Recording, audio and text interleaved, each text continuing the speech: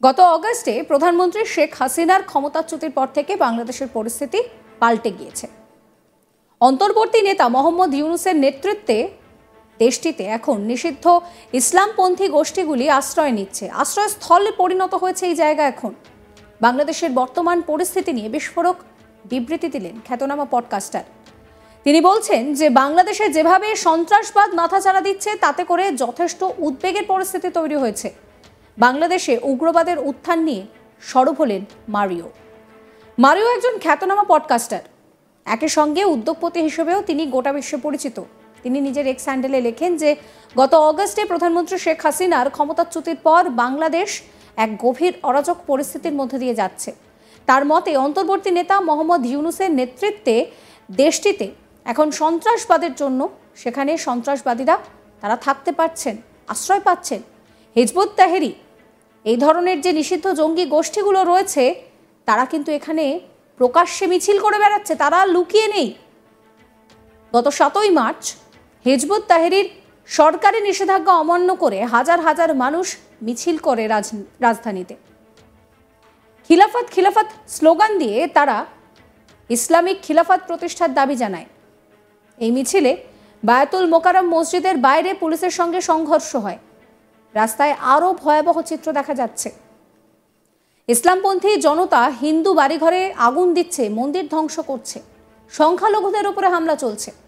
2024 সালে শুধুমাত্র হিন্দু বিরোধী ঘটনাই ঘটে গিয়েছে 2200-রও বেশি। কিন্তু এই সহিংসতার নিন্দা করার পরিবর্তে ইউনূসের এই মুহূর্তে ঠিক কী কাজ? ইউনূসের ভূমিকা নিয়েও এবার প্রশ্ন তুলছেন তিনি। সন্ত্রাসবাদীরা মুক্তি পাচ্ছে।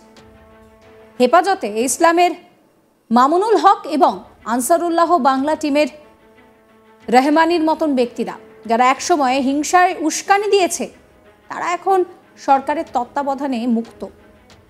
জামাতে ইসলামী যারা 1971 সালে গণহত্যার ভূমিকায় নিষিদ্ধ ছিল তাদের উপর থেকেও নিষেধাজ্ঞা তুলে নেওয়া হয়েছে। তারা বিশ্বব্যাপী ইসলামী রাষ্ট্র প্রতিষ্ঠার লক্ষ্যে এগিয়ে যাচ্ছে। বাংলাদেশে একটি ধর্মনিরপেক্ষ প্রজাতন্ত্রের পরিকল্পিত ধ্বংস চলছে। এই ধারা অব্যাহত থাকলে বাংলাদেশ শীঘ্রই তালিবানি অধীনে আফগানিস্তান বা জিহাদি শাসনের অধীনে সিরিয়ার মতো পরিস্থিতিতে এগিয়ে যেতে পারে।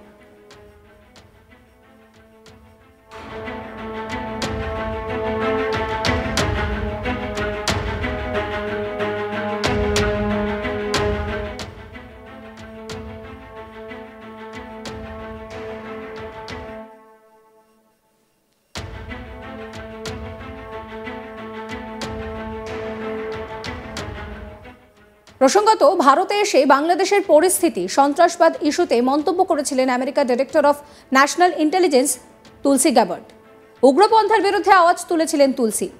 সন্ত্রাসবাদ ইস্যুতে সুর চড়িয়ে আক্রমণ করেন তিনি।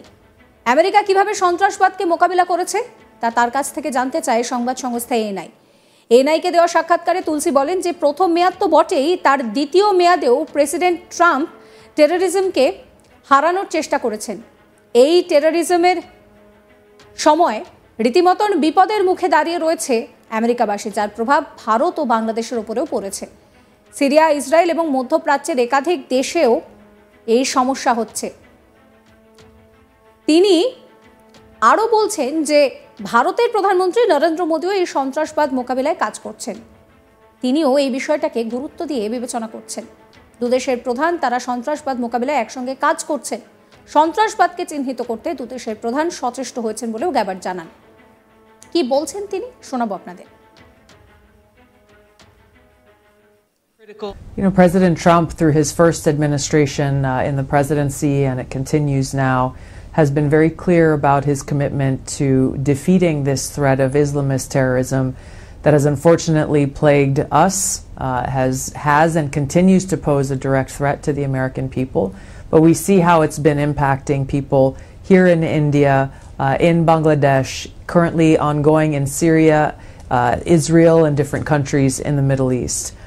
So this is a threat that I know Prime Minister Modi also takes seriously, and one where the leaders of our two countries will work together to try to identify and defeat that threat.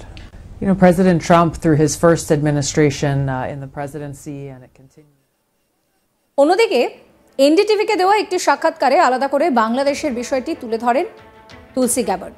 5ই অগস্টের পর বাংলাদেশের পরিস্থিতি পাল্টে গিয়েছে। সেখানে সংখ্যালঘু নিধন যজ্ঞ চলছে, ভীষণভাবে মাথাচাড়া দিয়ে উঠেছে ইসলামিক মৌলবাদ। সেখানে জোর করে ধর্ম পরিবর্তন, অত্যাচার এগুলো তো রয়েইছে। এই পরিস্থিতিতে আগেই আমেরিকার প্রধান ডোনাল্ড ট্রাম্প তিনি প্রতিক্রিয়া দিয়েছিলেন।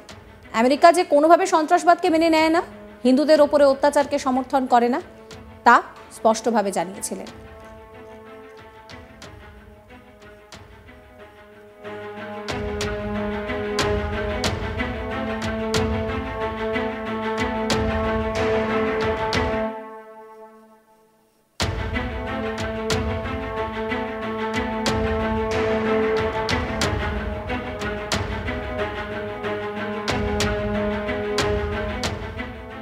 আর এই পরিস্থিতিতে গত অগাস্টে প্রধানমন্ত্রী শেখ হাসিনার ক্ষমতাচ্যুতির পর বাংলাদেশের যে পরিস্থিতি সেই নিয়ে এবার এক বিখ্যাত পডকাস্টার তিনি সোশ্যাল মিডিয়ায় উল্লেখ করলেন। তিনি বলছেন যে অন্তর্বর্তী নেতা মোহাম্মদ ইউনূসের নেতৃত্বে দেশটিতে এখন ইসলামীপন্থী গোষ্ঠীগুলি তারা আশ্রয় নিতে পারছে। বাংলাদেশের বর্তমান পরিস্থিতি নিয়ে বিস্ফোরক বিবৃতি দিলেন খ্যাতনামা এই পডকাস্টার। তিনি বলছেন যে বাংলাদেশে যেভাবে সন্ত্রাসবাদ মাথাচাড়া দিচ্ছে তাতে করে পরিস্থিতি যথেষ্টই উদ্বেগের। বাংলাদেশে উগ্রবাদের উত্থান নিয়ে সরব হয়েছেন মারিও নাওফ্যাল। মারিও নাওফ্যাল একজন খ্যাতনামা বিখ্যাত পডকাস্টার, উদ্যোগপতি হিসেবেও তিনি পরিচিত। তিনি নিজের এক্স হ্যান্ডেলে লেখেন, গত অগাস্টে প্রধানমন্ত্রী শেখ হাসিনার ক্ষমতাচ্যুতির পর থেকে বাংলাদেশ এক গভীর অরাজক পরিস্থিতির মধ্যে দিয়ে যাচ্ছে। তার মতে অন্তর্বর্তী নেতা মোহাম্মদ ইউনূসের নেতৃত্বে দেশটি এখন সন্ত্রাসবাদের জন্য আশ্রয়স্থলে পরিণত হয়েছে। হিজবুত তাহরির, হেফাজতে ইসলাম, জামাতি ইসলাম, আল কায়দার সঙ্গে যুক্ত আনসারুল্লাহ বাংলা টিমের মতো গোষ্ঠীগুলো এখন আর লুকিয়ে নেই, তারা ঢাকার রাস্তায় প্রকাশ্যে মিছিল করছে। গত 7ই মার্চ হিজবুত তাহরির সরকারি নিষেধাজ্ঞাকে অমান্য করে হাজার হাজার মানুষ নিয়ে মিছিল করে। খিলাফত খিলাফত স্লোগান দিয়ে ধর্মনিরপেক্ষ গণতন্ত্রের পরিবর্তে ইসলামী খিলাফত প্রতিষ্ঠার দাবি জানায়। এই মিছিলে বায়াতুল মোকাররম মসজিদের বাইরে পুলিশের সঙ্গে সংঘর্ষও তৈরি হয়। রাস্তায় আরও ভয়াবহ চিত্র দেখা যায়। ইসলামপন্থী জনতা হিন্দু বাড়িঘরে আগুন ধরিয়ে দেয়, মন্দির ধ্বংস করে এবং সংখ্যালঘুদের উপরে নৃশংস হামলা চালায়। 2024 সালে শুধুমাত্র হিন্দু বিরোধী ঘটনার 22টির রিপোর্ট করা হয়েছে।